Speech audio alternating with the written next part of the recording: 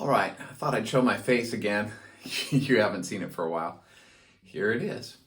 And so for this video, we're going to be doing the chromatic exercise ascending. Now remember, ascending in music means going up. So the sound is getting higher. So when we are going this way, we are going ascending. Likewise, when we are traveling this way, you can hear the sound is getting higher. So that's how we talk about music in terms of direction. It's not the physical direction. That is irrelevant. It's the direction of the sound, what we call going up, ascending, or going down, descending. Okay?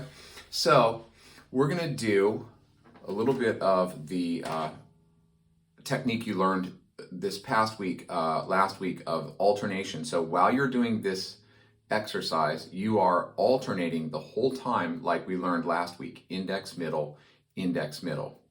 Okay, and then what we're doing is we're going to do this chromatic exercise. So chromatic meaning every fret. We're going to start by pressing down 6th string, 1st fret. You're going to pluck that once with index finger of the right hand. Okay, then we're going to put the 2nd finger down in the 2nd fret. You can now leave this finger down, or you may lift it off, doesn't matter. And we're going to pluck that note with the middle finger of the right hand. Then we're going to put the 3rd finger in the 3rd fret, pluck with index finger of the right hand, put the 4th finger in the 4th fret, pluck the 6th string with the middle finger. So we did index, middle with the right hand while doing 1, 2, 3, 4 with the left hand. Okay? Sorry. Okay. Again. All right. The trick that you'll run into, most people run into, is that you're going to want to look at your left hand only, and then before long you will probably end up just plucking with one finger of the right hand.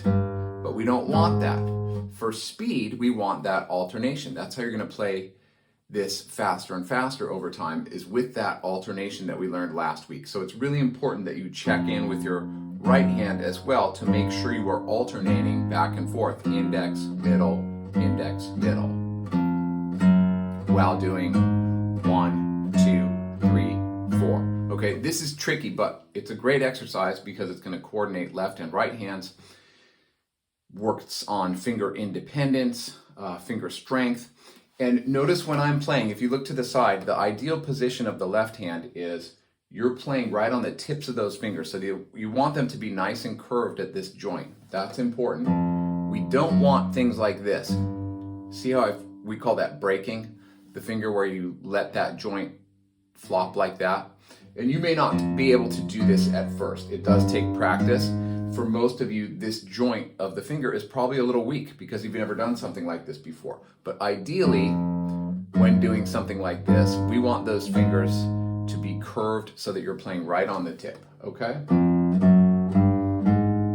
And once you've got that down on just that 6th string, the next step then is we're going to go up all the strings. So we're going to go from 6th string right into 5th string. 1, 2, 3, 4. Right into 4th string. 1, 2, 3, 4. 3rd string. 1, 2, 3, 4. 2nd string. 1, 2, 3, 4. And with right hand, index, middle, so the whole time you want to be doing index, middle, okay?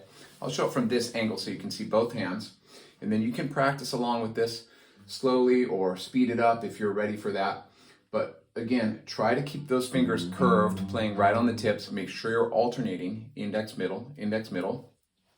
A trick I have for this, even if you need to look at your left hand, is to say out loud for the right hand, index, middle,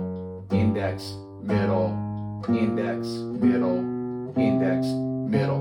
That's going to remind you to keep alternating with the right hand, even though you're looking at the left hand. That really does work. Okay, and then again, you can, if your fingers are shorter, You do not have to leave them down when you play, because that means you're reaching a wide gap across those frets. So you can lift off and move your hand up to that next fret as you need. Okay, we do want to try to get a smooth sound, which is called legato, Legato. That's Italian for connected or smoothly in music. So we want each note as much as possible to connect to the next note. We don't want,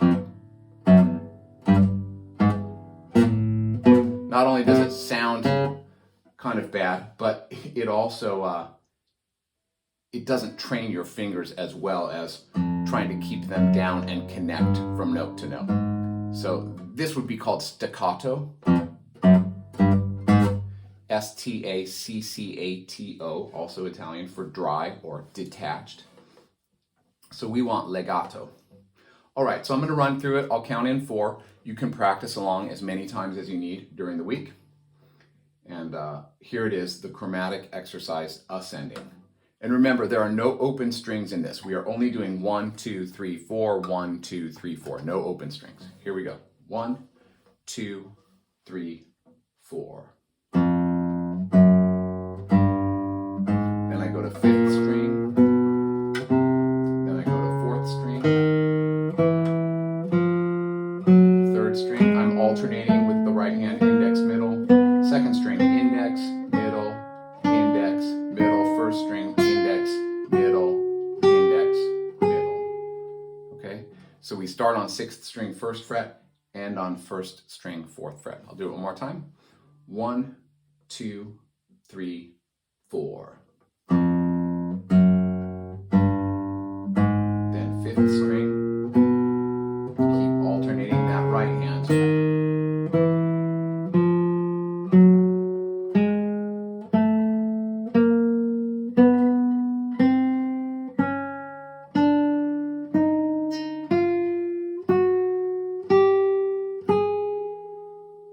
Okay, and eventually, by the end of the week, maybe this would be a good tempo.